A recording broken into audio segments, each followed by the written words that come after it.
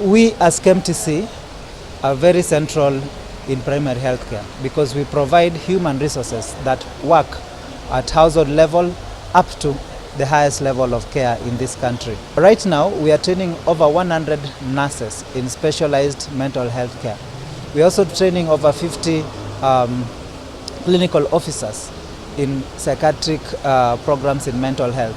We are also focusing on community promoters to enable this country have information to intervene where we have mental health care challenges and to reduce stigma that comes with mental health. We want to strengthen in the integration of mental health into primary health care, which is one of the cardinal strategy for Kenya, and that's why we look at what KMTC and Africa CDC is doing together as part of this leadership program as transformational for mental health. People must seek help when it is required. Do not stay with your problems thinking that they will fade away. Mental health is illness.